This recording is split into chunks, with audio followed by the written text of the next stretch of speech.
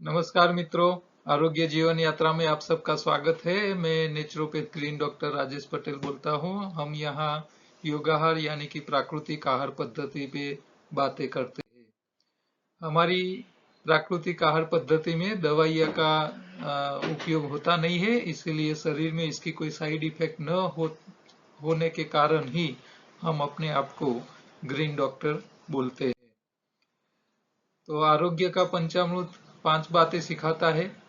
शरीर में बीमारी आती है, सिंपल सी बात है, बिना चबाए पकाया खुराक यानी कि एसिडिक खुराक, जरूरत से ज्यादा, तीनों टाइम खाने से और शरीर में पोषक तत्वों के अभाव से बीमारी आती है। इस सिंपल सी बीमारी की व्याख्या है।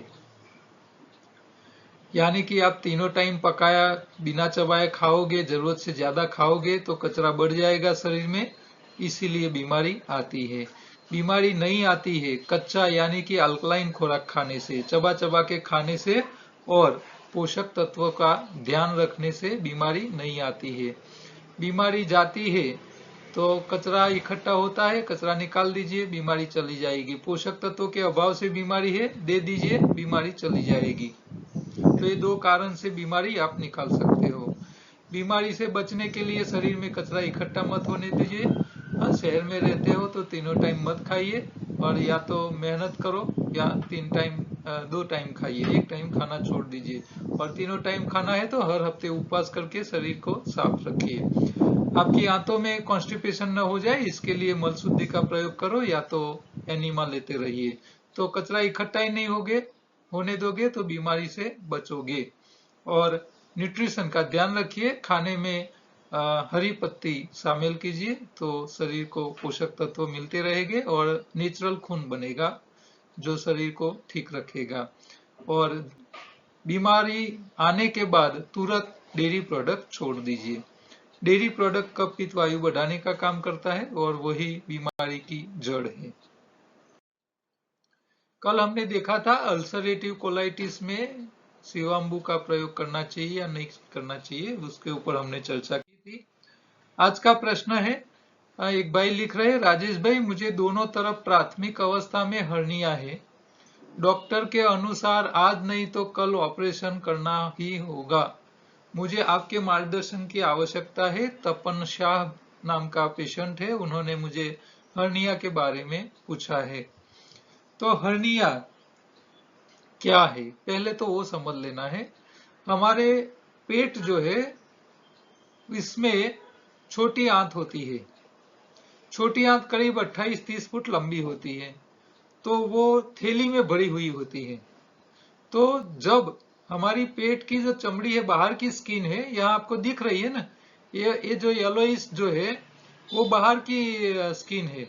मैं आपको ये ब्लू कलर से दिखाता हूँ, देखो ये बाहर की स्किन है। तो ये बाहर की स्किन है, इसके अंदर दूसरी एक मसल वाली स्किन होती है, देखो ये रेड कलर की है वो। हाँ, तो ये जो एक दूसरा पड़ होता है, 2 पड़ होते हैं, पहला बाहर का फिर अंदर का, फिर इसके अंदर आंत होती है। ये आपको दिख रही है।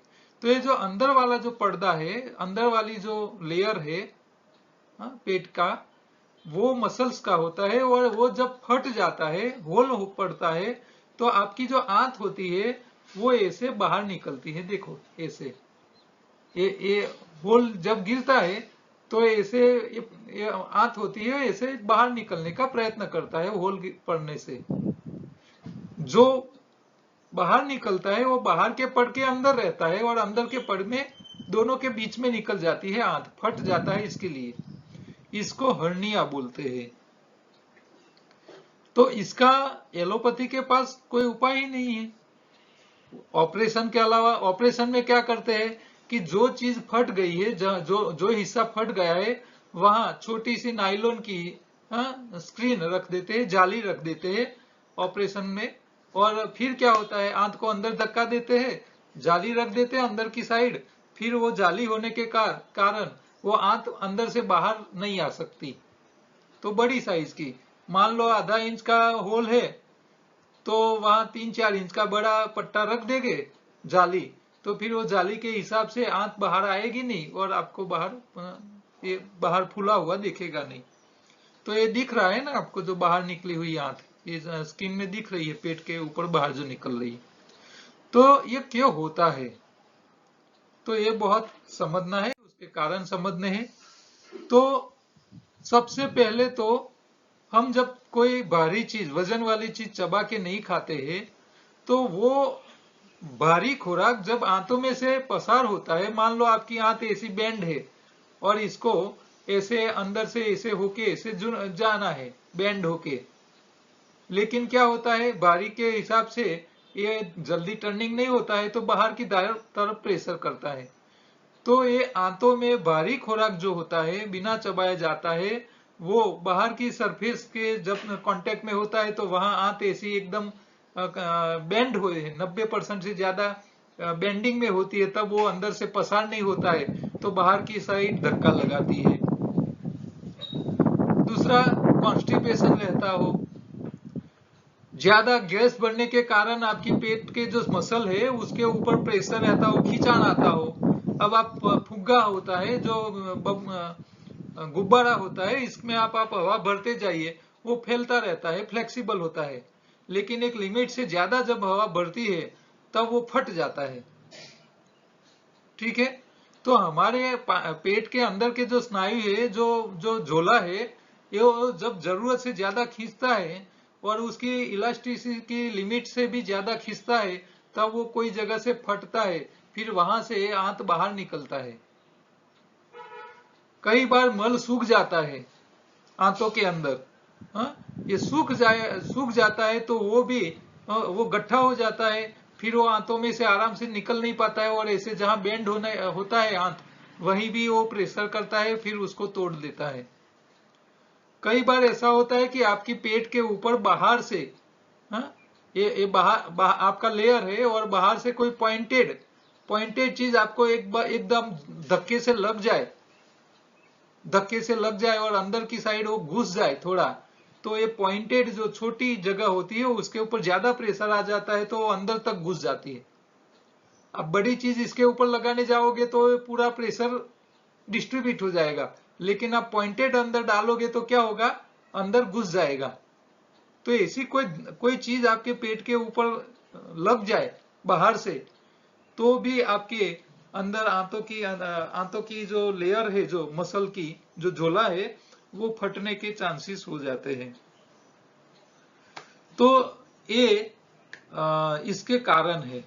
दूसरा कि आपकी जो मसल है अंदर की, जहां से वो फट चुका है, उसकी इलास्टिसिटी, प्लास्टिसिटी, उसकी जो रबर की तरह जो खींचना चाहिए वो खींच नहीं पाता है, हार्ड हो जाता है मसल, तभी वो फटते हैं। तो ये उसका कारण होता है।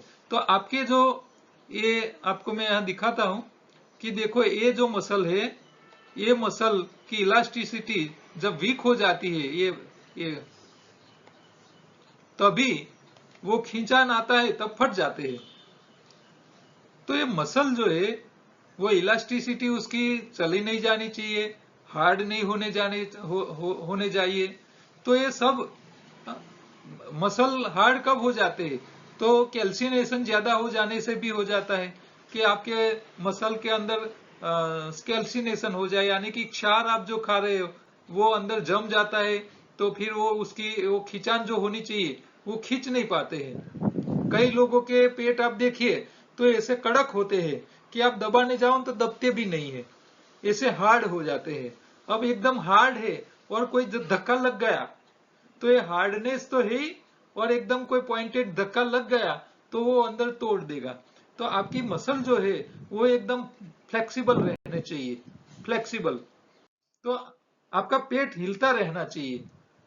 कई लोग पेट हिलाने का प्रयत्न ही नहीं करते हैं। तो क्या करें, तो योग के अंदर बाह्य प्राणायाम और अग्निसार क्रिया बताई है। ये प्रोटेक्शन के लिए, कि आपके जो पेट के मसल है वो हार्ड ना हो जाए और फ्लेक्सिबल रहे, इसके लिए आपको अग्निसार क्रिया करनी चाहिए। इससे पेट को अंदर बार हिलाते रहो तो वो फ्लेक्सिबल रहेंगे तो कई बार ये वो हार्ड हो जाएगी नहीं, और कोई बाहर से प्रेशर आएगा तो पेट अंदर दब जाएगा, और मसल फ्लेक्सिबल हो गए तो वो फटने के चांस नहीं रहेंगे। तो योग जो है वो हमारे शरीर के जो सेंसिटिव पार्ट है उसकी इलास्टिसिटी बढ़ाता है। तो योग करने चाहिए, और पेट को हिलाना, हम इसीलिए आपको कपालभाति कहते रहते हैं कि कपालभाति करिए, कम से कम आपके पेट के मसल जो है वो हिलते रहेंगे, हार्ड नहीं हो जाएंगे। तो जो लोग अपने पेट को हिलाने का प्रयत्न ही नहीं करते हैं वो हार्ड हो जाते हैं, चमड़ी भी हार्ड हो जाती है, मसल हार्ड हो जाते हैं, फिर ऊपर से कोई धक्का लग गया, अंदर से हवा भर गई और अंदर से बाहर आ गया तो वो फटने का प्रॉब्लम रहता है। तो मसल, ये तो प्रिकॉशन के लिए मैं आपको बता रहा हूं, लेकिन जब फट ही गया है तो आपको क्या करना है? तो आपको पहले तो हार्ड खुराक, आंतों में प्रेशर नहीं आए इसके लिए आपका डाइट जो है वो प्रवाही वाला कर लो। पहले तो आपकी आंतों में से जो खुराक जाए वो एकदम हल्का होना चाहिए, यानी कि पत्ती जो होती है, पत्ती वजन में सबसे हल्की है, पत्ती है, सब्जी है, तो ऐसे पत्ती और सब्जियों का ही खुराक प्रवाही रूप में लेना चाहिए। अच्छा, गैस बननी नहीं चाहिए। दूसरा, एक कच्चा खुराक लेने के साथ फिर आपको गैस न बने उसका भी आपको ध्यान रखना पड़ेगा। चबा चबा के खाना पड़ेगा। भारी खुराक वजन वाला जो है पानी में बैठ जाए, ऐसे भारी खुराक बंद कर लीजिए। कब्ज नहीं रहनी चाहिए, इसके लिए आपको मल शुद्धि पाउडर लेते रहना है। हफ्ते में हर 2 दिन में आप मल शुद्धि पाउडर ले लीजिए, आपकी छोटी आंत में कचरा ही नहीं इकट्ठा होगा और साफ हो जाएगा। ठीक है। और जो मसल फट चुके हैं, मसल को मेंटेन करना है, रिपेयर करना है, दोबारा वो भरना है, वापिस उसको ठीक करना है। मान लो हमारी हाथ के ऊपर यहाँ कट गए तो मसल भी कट जाते हैं, कोई चाकू लग गया तो घाव तो हो जाता है, लेकिन शरीर क्या करता है, उसको अपने आप ठीक कर लेता है। तो आपके मसल भी, वहां फटे हुए मसल जो है, तो पहले तो आपकी जो आंत बाहर निकली है उसको धक्का लेके अंदर डालना पड़ेगा। हाँ, जैसे ये बाहर आई हुई है तो उसको क्या करना पड़ेगा, ऐसे धक्का देके अंदर करना पड़ेगा। तो अंदर करने के लिए पहले आपको अंदर जगह करनी पड़ेगी, तो आपकी पेट की सफाई करनी पड़ेगी, आपको लिक्विड डाइट लेना पड़ेगा, पेट खाली रहना चाहिए, फिर आप बाहर से धक्का मारोगे तो अंदर जाएगा, तो ऐसे ऐसे दबाना पड़ेगा तो थोड़ा अंदर चला जाएगा। फिर आपको हरी पत्ती आपके डाइट में बढ़ा देनी पड़ेगी। आप थोड़े दिन के लिए आपका खुराक जो है उसमें हरी पत्ती ज्यादा खाना चालू कर लीजिए और उसका जूस निकाल के पिया करो। तो हरी पत्ती क्या करती है, मसल रिपेयर भी कर देगी, रिपेयरिंग का सामान मिल जाएगा, आपका नया खून बन जाएगा, वो धीरे धीरे उसको ठीक करने लगे। और आपका हर्निया कंप्लीट ठीक ना हो जाए तब तक आपको हाई डेंसिटी वाला वजनदार खुराक खाना नहीं है। और जो भी खाना है, मान लो आप फ्रूट खा रहे हो, सब्जी खा रहे हो, सलाद खा रहे हो, तो उसको इतना चबाना है कि वो रस होके प्रवाही होके जाना चाहिए। हाँ, वो वजनदार बिना चबाया जाएगा तो आपके हनिया को क्या करेगा, प्रेशर करेगा, तो फिर उसको अंदर जाने से रोकेगा। तो ये सब करने से आपका हर्निया धीरे धीरे ठीक हो सकता है। ऐसा जरूरी नहीं है कि ऑपरेशन ही करना पड़े। हमको कई पेशेंट आते हैं हमारे सेंटर पे कि साहब हमको हर्निया की समस्या थी पहले, लेकिन ये डाइट बदल दिया तो अब हमको ये समस्या रहती नहीं है। क्यों? क्योंकि आप जब रॉ फूड खाते हो, 70% रॉ फूड खाइए, 30% ही पकाया हुआ खाइए, लेकिन जो पकाया खाओ इसके साथ साथ में हल्का खुराक होना चाहिए। आप मान लो एक टाइम पकाया खा रहे हो, इसमें रोटी आपने खाई, या तो बाजरे का रोटला खाया या भाखरी खाई गेहूं की, तो वो अकेली भाखरी मत खाइए, इसके साथ एक हिस्सा भाखरी का होना चाहिए, रोटी का, और 3 गुना इसके साथ सब्जी होनी चाहिए। सब्जी वजन में हल्की है रोटी के हिसाब से। ठीक है। तो ऐसे पत्ती और सब्जी के मिक्स करके वो खुराक आपके आंतों में जाना चाहिए। तो वजन वाला जो खुराक है अकेला आगे नहीं बढ़ना चाहिए। हाँ, कई लोग क्या करते हैं, अकेले लाडू ज्यादा खा लेते हैं, तो अकेला लाडू जाएगा तो हर्निया में प्रेशर लाएगा, लेकिन वो लड्डू के साथ आप पत्तियों की चटनी है, सब्जी है, फल है, वो भी साथ में चबा चबा के खाइए। तो ओवरऑल डेंसिटी जो है खुराक की वो लाइट डेंसिटी हो जानी चाहिए, खुराक का वजन कम हल्का हो जाना चाहिए। तो हल्का खुराक होगा, चबाया जाएगा, आंतों में कोई दिक्कत आएगी नहीं, प्रेशर बढ़ेगा ही नहीं और आराम से पास हो जाएगा। और लिक्विड पे ही रहिए। हाँ, आप जब तक ठीक ना हो जाए तो तब तक आप लड्डू जैसी भारी चीजें, ड्राई फ्रूट्स की चीजें मत खाइए जो वजन वाली होती है। ठीक है, तो ये छोटा सा ध्यान रखने से आपकी हर्निया में से बाहर आ सकते हो। तो पेट साफ रहे, कब्जियत नहीं रहे हर्निया वालों के, उसके लिए मल शुद्धि पाउडर हमारा बहुत अद्भुत है। वो हर 2 दिन में या 3 दिन में एक बार 1 गिलास पानी में, नॉर्मल पानी में, रात को सोने के टाइम, भोजन करने के 2 घंटे बाद सोने के टाइम 1 ही चम्मच हिला के पी के सो जाना है। दूसरे दिन सुबह में आपका पेट साफ कर लेगा, आंतों में कचरा ही नहीं रहेगा, तो फिर हर्निया बाहर निकलने की जगह ही नहीं रहेगी, वो अंदर रहेगा। ठीक है, तो ये मल शुद्धि गैस भी नहीं होने देता है, पेट आंतों को साफ कर लेता है। और हर रोज नहीं लेना है, 2 या 3 दिन में एक बार लेना है। हाँ, ज्यादा लेने से, हर रोज लेने से नुकसान करता है। और 1 ही चम्मच लेना है। हाँ, 2 चम्मच ले लोगे ना तो दूसरे दिन ऑफिस जाने नहीं देगा। हाँ, जिसके घर वाले छुट्टी नहीं रखते हो, घर वाली बोलती रहती है कि भाई 1 दिन छुट्टी कर लो कर लो कर लो, और नहीं करता हो जिसका घर वाला, उसको 2 चम्मच एक साथ दे दे घर वाली रात को, 2 या 3 चम्मच, दूसरे दिन अपने आप घर रहेंगे घर वाले। हाँ, क्योंकि वो लूज मोशन कर देगा, घर के बाहर ही नहीं निकलेंगे। तो ये मल शुद्धि को यूज करने का थोड़ा ध्यान रख के करना है आपको। कल हमने वो बातें जो डॉक्टर हमको नहीं बताते हैं उसके ऊपर बात की थी। आज दूसरी बात करते हैं कि बिना वजह लगाई जाती है कुछ वैक्सीन। वैक्सीन लोगों को किसी बीमारी के इलाज के लिए लगाई जाती है, परंतु कुछ वैक्सीन ऐसी है तो या तो बेअसर हो चुकी है या फिर वायरस को फैलने में मदद करती है, जैसे कि फ्लू वायरस की वैक्सीन। बच्चों को दिए जाने वाली वैक्सीन DTaP केवल बी परन्यूटिस से लड़ने के लिए बनाई गई है, जो कि बेहद ही मामूली बीमारी है। परंतु ये DTaP की वैक्सीन फेफड़ों में इंफेक्शन को आमंत्रित भी करती है, जो दीर्घ काल में व्यक्ति की इम्यूनिटी पावर को कमजोर कर देती है। तो ये लोग जो वैक्सीनेशन करते हैं, इससे कई बार ऐसी वैक्सीन भी हो जाती है कि वो आपकी इम्यूनिटी को नुकसान करती है। तो ये सारी बातें प्रूव हो चुकी है। ठीक है, तो हमको दुनिया के दूसरे कोई प्राणी वैक्सीन लेके नहीं जी रहा है, एक मनुष्य को ही क्यों लेना पड़ता है? क्योंकि मनुष्य तीनों टाइम पकाया खाता है, अपने शरीर की सफाई नहीं करता है, शरीर को नेचुरल अल्कलाइन खुराक देना चाहिए वो नहीं दे रहा है, और सफाई के लिए उपवास करने की आदत नहीं है।